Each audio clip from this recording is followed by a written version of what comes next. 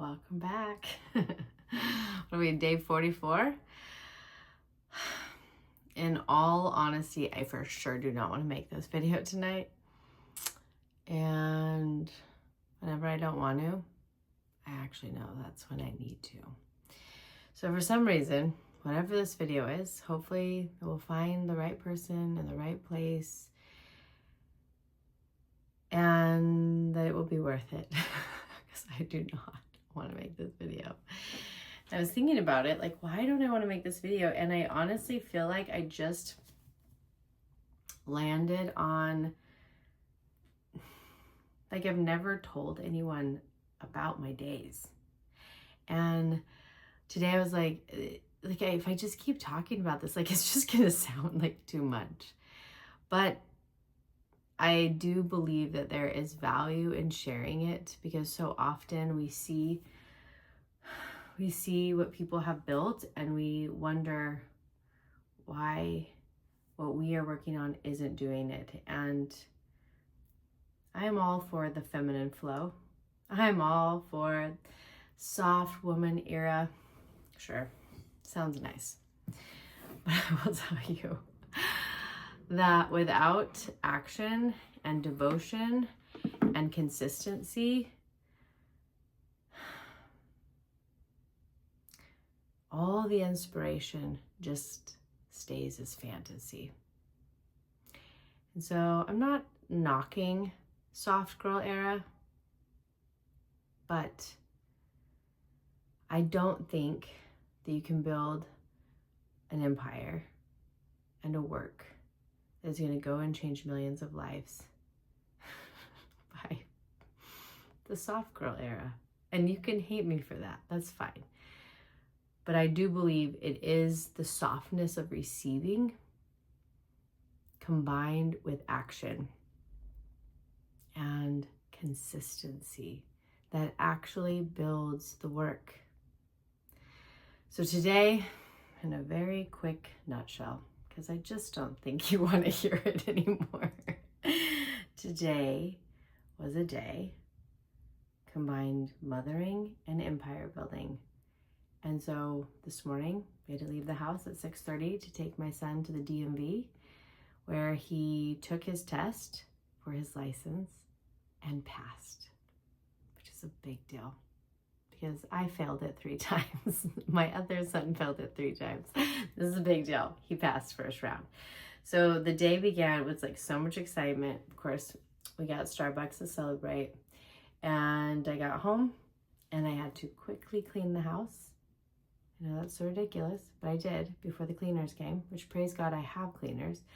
But you know, dishes have to be done before cleaners can come to the house. Do the dishes super fast, make my son's lunch, take him to school, make it home in time. What did I do? There was something really important. Oh, I was reading one of my author's books because we have to change the title of his name. He's doing a relaunch. And so I was like sitting there reading through some of the chapters to help him come up with a new title. And then I came into my prayer corner right here and I did my favorite thing. Twice a month, I get to sit with my JOA authors and lead them through the blessing of the body. And we have this extraordinary prayer circle. And it's my favorite thing. So for an hour, we sat together, we prayed.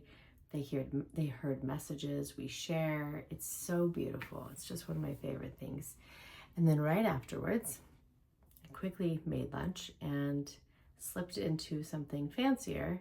And then I got on and recorded a podcast.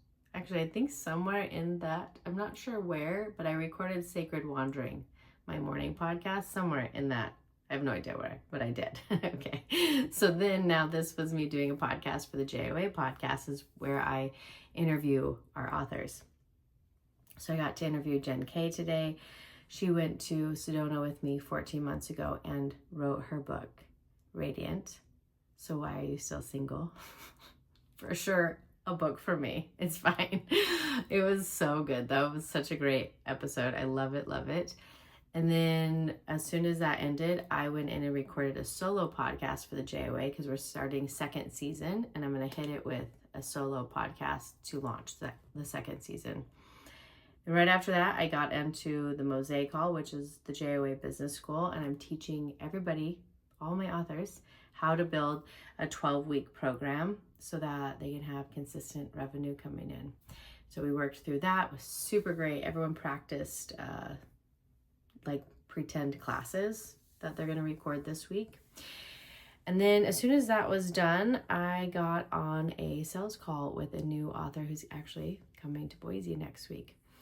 And they're not really sales calls because that's not what they are. We channel, we listen to the book. I get to sit and listen and hear their visions for their calling. So I just don't think they're called sales calls. They're like deep, intimate, like bring in their work calls. So we sat with his book for 30 minutes and it was beautiful and amazing. But he had some logistical questions, but I had to go pick kids up from school. So I threw on my sweats as I do, told him I'd meet him in the car, and we got back on a Zoom call and we continued the conversation, me answering questions about the immersion, about JOA, and all while picking a son up from school, dropping him off, picking another son up, taking him to go snowboarding, all while having this call. and it was beautiful, and my kids got to be part of it. And that's really, for me, that's how this goes, is like, guys, be a part of this experience with your mother, growing this empire that blesses their lives, and it does. And I'm so grateful for that. And so I dropped a kid off to snowboard, and I just had this idea. I'm going to go get an acai bowl for my 11-year-old. He loves acai bowls. So I drive all the way over to the acai bowl place, pick him up an acai bowl.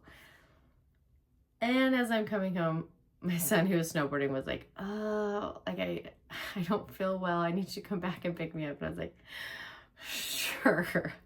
So gave my 11-year-old his acai bowl, went all the way back, came home. And by this time, who knows? It's like 6:30. And I whipped together my kid's favorite lime chicken tacos. It is my favorite meal to cook. It's also just the most simple. And then my sister texted me and said, hey, does Jones want to come play basketball tonight at church ball? And I was like, sure. So I laid down for 10 minutes. That was a good 10 minutes. And we got back in the car, drove another 30 minutes. And when we got there, my sweet sister has 5 kids under the age of 11. And she's like, I have to go to pick mom and dad up from the airport. And I was like, I got it. So then I go pick my parents up, 20 more minutes to the airport, pick them up, bring them back. We spent a few hours seeing my parents who are in town. And then we came home and I made more tacos. If you're still here, that was 8 minutes that I did not plan on saying. But I tell you this all because, well, I feel like someone needs to hear it. So with that being said, we're going to pull some cards. Slumber party style. You ready? This card deck about jumped out at me as I was coming in here to make this video. This is one of my favorite card decks. Also, I'm a Lana Fairchild. Oh, just knocked myself in the face. It's fine. A Lana Fairchild fan. Massive fan of all of her Oracle cards. If you've never pulled Oracle cards, get ready. All right? It is far too late for me to be doing this, but I heard that this is what we needed to do tonight, so here we are. Also, you want to hear something funny while I'm setting up my cards? Sure. So I get to my sister's basketball game for our little boys to play basketball together. And I had just gotten off of that phone call with this new author who's coming to Boise next week for an immersion. So I had not, I was dressed this certain way in my sweats. And she looked at me and she's like, I think your sweatshirt's on backwards. And I looked down and I'm all, yeah. I just had a full-blown call with a new author with my shirt on backwards. Seems right. Seems right. So that felt good today. That felt good. All right, you ready? So here's how I pull cards. Let's see if you can see it. I don't know if you can. Let's see. So I get my hands nice and hot. And then I'm going to ask that we find the card that is for us tonight, you and me. And then I just kind of move back and forth. And then the hottest one, like I literally can feel heat. And I don't know if you can even see that, but it's like, shh, like the energy stops. Interesting, just right on the top. This is beautiful. All right. You ready? I don't know what we're doing right now. I should be in bed. This is fun. So, sure. This is the card that I just pulled. It is called Padma Sundari. Out of the darkness, the light is born. So now I'm going to read that to you because maybe there's a message for you tonight. Also, I cannot get that Bad Bunny song out of my head. Also, I was Bad Bunny's like fan for the last 8 years. So all you new Bad Bunny fans, I have been a fan for a long time, but I cannot get his new song out of my head. Him and J Balvin. J Balvin is one of my favorite musicians ever. All right, 17. Here we go. I'm going to read you this. Settle in, friend. Settle in. Okay. It's just a little dark in here. All right, we're just a little closer. Just really up in my face right here. Oh, no. Oh, no. I hope you're having fun watching this tonight. The light is powerful enough to survive exposure to the darker side of humanity and remain pure, empowered, and effective. Trust in your spiritual purpose as a light in this world. Trust particularly in your ability to bring purity, order, grace, and light to disorder, chaos, and destruction. The divine is ever by your side and ever within your heart, assisting you with the higher purpose in all ways. All issues can be healed through the unlimited recourse and creative resourcefulness of the divine. You are destined to be part of a creative solution for any issue that you have in your life or that has existed in the world and touches your heart. The issue only exists so that divine genius can resolve it. Struggles are sometimes the best way for us to learn something we need to understand for our life journey. Trust that when you ask for help, even apparently impossible situations can be turned around. With willing human engagement and divine grace, there is more than enough light, healing, creative innovation, wisdom, and energy available to keep Mother Earth and all her creatures, including humanity, thriving. Never give up your hope and trust in what is possible, nor your willingness to act upon the hope and trust. I love that. You want me to keep going? Do you love that I ask you questions like you're here? Sure, I do. Because I feel you. Like, that's the thing. Like, I feel who's watching these videos. So I am talking to you.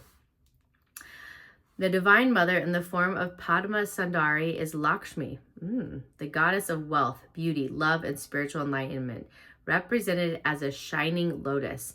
An ancient symbol for spiritual enlightenment, the lotus rests pure upon the muddy waters from which it has grown. Lakshmi's divine lotus flowers remind us that the spiritual light needs material form through which it can manifest itself in the world, as if it were divine electricity, needing the lamp of the soul through which to give the gift of illumination. Without the lamp, the electricity cannot manifest its power, and without electricity, the lamp cannot fulfill its true purpose. This is why I pull cards. I mean, does it get more fun than this? It's literally what I said at the beginning of this video, where I was like, you have to take action, or it's just a fantasy. Oh, they're so good. I love this one. I pulled this card weeks ago on Tanya's immersion, and here it is again. That is so amazing. When the oracle of Padma Sundari appears, her message is that you are able to do a lot of good in the world. The Divine Mother will assist you with your purpose so that you do succeed, but you must take action. Come Come on. This is great. This is right in alignment, God. Good job. Allow the light of spirit into your soul so that you never again feel that you are doing anything on your own. Remind yourself regularly you have a divine sponsor, guide, coach, partner, and friend with you always. That friend has unlimited resources and the most powerful will of all. Notice how your confidence to take action increases when you build that belief system within you. How much more secure, courageous, and willing you become. Part of your spiritual path requires that you walk your talk and live in a way that shows optimism and practicality. When something is not working, we don't need to hide from it in shame. We face it because we have spiritual self-esteem and self-confidence. When we choose courage, we can confront what isn't working and are able to search for answers. Rather than becoming overwhelmed or afraid of any darkness, remember that the Holy Mother is with you and within you. With your active participation, she will bring you everything that you need to confront and tackle any issue, no matter how intimidating it may seem, one step at a time. Along with the power of your divine connection, you have the intelligence and ability to find information, to educate yourself, to try out new behaviors, so as to become an active part of the solution for any matters that move you deeply. Taking these steps will boost your self-esteem and your energy levels, helping you to feel good about yourself and your presence in the world. It's not about being perfect. It's just about taking that next step for you. Trust in divine timing, realizing that there is far-reaching good that can happen through you as you continue to be actively engaged with life and your inner divine relationship. Believe in what we can and will accomplish together through your passionate love affair with Great Spirit and our adoring devotion to the Earth Mother and her children. Well, there you have it, folks. One of my favorite messages of all the cards is this message that electricity has always been here. But it wasn't until someone took a lamp, yes, that electricity began to be something. It was always here. It was always here. It was here during the cavemen. But someone had to build a lamp. And this message is everything. There is divine energy everywhere. But until it can come through the form of a body, until someone can turn it into matter, it just doesn't exist. People can't see it. They can't experience it. And that is why action is so important. And not just any action, but inspired action. And I will say this over and over again. It is the place where you get to release your fears, let go of perfectionism, and for the love, lean into risk. It's actually so fun. Have a little risk in your life. Risk not looking good. Risk that it might fail. Risk that nobody will like it. Risk it. For in the risk, you will get the reward. And I will tell you again and again that action brings the greatest joy. Inaction is what creates suffering. And so while my days are long and I am tired, and sometimes I don't know if I can hold this all, that's when I give it over to God. Sometimes I have to get pushed to the very edges to finally surrender. Sometimes I remember to surrender before I get pushed to the edges, but either way, it always ends the same, where I take action and then I give my actions to God, and then God multiplies them and magnifies them. And that is how we live the recipe of miracles. So this ended up being a super fun video. I'm happy I did it. So tomorrow, take one action on something you've been inspired to do and begin to watch it liberate you. I'm going to bed. I will see you tomorrow night.